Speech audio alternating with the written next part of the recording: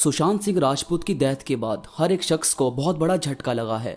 मतलब जो बंदा इतना ज़्यादा पॉजिटिव था, इतनी बेहतरीन मूवीज़ देता था, हर इंटरव्यू में हर जगह उसे फुल चार्ज एनर्जेटिक देखा गया है। यहाँ तक कि उसकी लेटेस्ट मूवी छिछोरे इसी चीज़ पर बेस्ड है कि सुसाइड कोई ऑप्शन नहीं है अपनी प्रॉब्लम से भागने का। इसके बावजूद उस बंदे ने सुसाइड जैसा बड़ा कदम उठाया। सोचो उसके माइंड में कितनी सारी चीज़ें भाग रही होगी। हम में से बहुत सारे लोग ऐसी दिक्कतों का, परेशानियों का शिकार है जिससे बाहर निकलने के लिए कई बार हमारे माइंड में भी आता है कि यार अब बर्दाश्त नहीं हो रहा, अब खुद को खत्म कर लेते हैं। मगर यार डिप्रेशन एक ऐसी बीमारी है जिसे दवा से नहीं जीता जाता, ना ही उससे लड़ने के लिए आपको सुसाइड जैसा कदम उठाने की नीड है। डिप्रेशन हमारे माइंड में धीरे धीरे घर कर रहा होता है। शुरू में जैसे हम बहुत उदास रहने लगते हैं, वहीं धीरे धीरे हमारा गुस्सा, हमारा चिड़पन बहुत बढ़ने लगता है और फिर खुद को ही नुकसान पहुंचाने की सोचते हैं। जबकि यार माइंड को शांत रखने के लिए बहुत से कदम है जो आपको उठाने चाहिए। हमारे दिमाग के पास खुद का कोई दिमाग नहीं होता, हम बस उसमें जो चीजें फीड करते हैं वो उसी हिसाब से हमें रिजल्ट शो करने लगता है। और अगर हमें लगता है कि हमें लड़ना चाहिए तो वो हमें लड़ने के रास्ते दिखाएगा, और अगर हम सोचेंगे कि हम गिव अप कर दें तो वो हमें गिव अप करने के रास्ते ही शो करता है। अब जैसे एक नॉर्मल लड़का था, घर पर तो उसकी किसी से बात होती ही नहीं थी, बस ये सपना था कि हाँ पैसा कमाना है और लाइफ में कुछ बिजनेस सेटअप करके उसी में आगे बढ़ना है। अब पैसा कमाने के लिए शुरू में तो उसे जॉब करनी ही थी, तो वो लग गया एक ऑफिस में। अब यार वो कूल या डूड टाइप का बंदा तो था नहीं जो किसी को देखने से ही पसंद आ जाए या जिसे लोग देखकर कुछ ज्यादा जज ना करें। वो बस नॉर्मल सा बंदा था और लोगों की आदत है वो बिना किसी को जज करे रहते ही नहीं। वो वहां काम करता तो उसके काम में थोड़ी बहुत दिक्कत निकलती तो उसका बॉस उस पर हावी हो जाता। सारे ऑफिस के सामने उस पर चिल्लाना, उसको बोलना कि काम नहीं आता तो छोड़ दो ऑफिस, वगैरह वगैरह काफी सुनने को मिलता था। इसके साथ ही जिन लोगों के साथ वो काम करता था, जो उसके टीम मेंबर थे, वो भी इससे बात तक नहीं करते थे, या बात करना तो छोड़ो वो उसके साथ लंच तक नहीं करते थे। कोई दोस्त नहीं, कोई सपोर्ट नहीं, बस अकेले ही किसी काम में लगे रहना, सही और गलत खुद ही देखना, खुद से ही बात करना, घर पर भी ज्यादातर वक्त अकेले बिताना। तो इस चीज ने उसके अंदर इतना ज्यादा अकेलापन भर दिया था कि वो अब खुद को किसी चीज के लायक नहीं समझता था।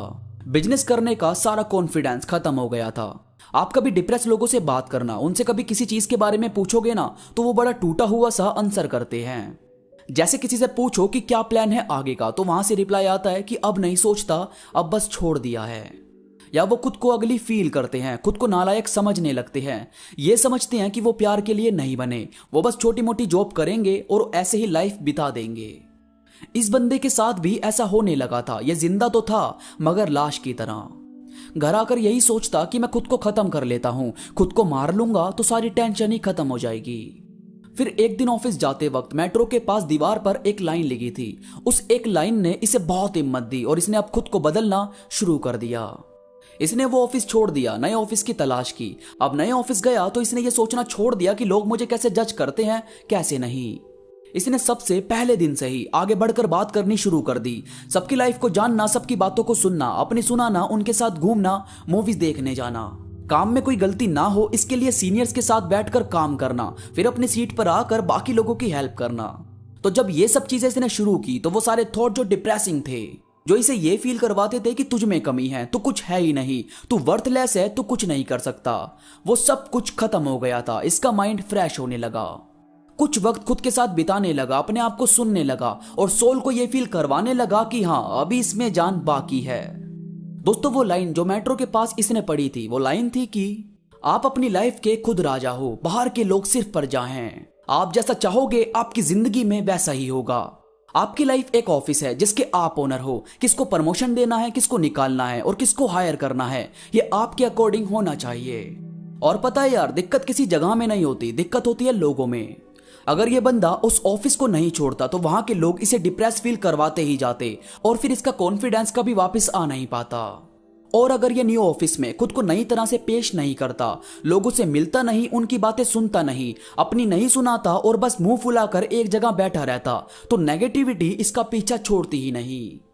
जो अभी सुशांत सिंह राजपूत वाला केस हुआ है, उसके होने से पहले सुशांत ने कई इंटरव्यू में कई जगह ये मेंशन किया था कि मेरा कोई गॉडफादर नहीं है, आप प्लीज मेरी मूवीज देखिए, अगर आपने मूवीज नहीं देखी तो इंडस्ट्री उन्हें काम देना बंद कर देगी।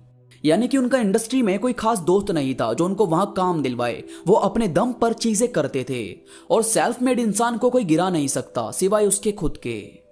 तो भाई प्लीज आपके आसपास जितनी भी नेगेटिव चीजें दौड़ रही है, आपको फील होता है कि आप इस चीज की वजह से डिप्रेशन में जा रहे हो, अकेला अलोन फील करते हो, तो सबसे पहले तो उन्हें अपने पास से दूर कर दो। म्यूजिक सुनो, मेडिटेशन करो और वो मूवीज जो आपको बहुत पसंद है उन सभी को दोबारा देखो। नए लोगों से बात करने में घबराओ मत, बेझिझक बात करने की कोशिश करो और आप जैसा भी फील करते हो अपनों को बताने में कभी भी पीछे मत हटो।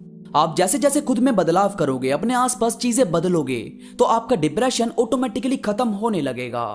दोस्तों उम्मीद करता हूं ये बातें आपकी लाइफ में एक नई उमंग जगाने में मदद करेगी। आपको ये वीडियो पसंद आई होगी। वीडियो पसंद आई हो तो लाइक करो और कमेंट करके मुझे जरूर बताओ। इसके साथ ही मुझसे इंस्टाग्राम पर अभी जुड़ो। इंस्टा पर मैं काफी चीजें अपडेट करता रहता हूं जो मुझे यकीन है कि आपको जरूर पसंद आएगी। इंस्टाग्राम का लिंक नीचे डिस्क्रिप्शन में मौजूद है। तो अभी के लिए बस इतना ही। मैं मिलूंगा आपसे नई वीडियो के साथ, तब तक के लिए धन्यवाद।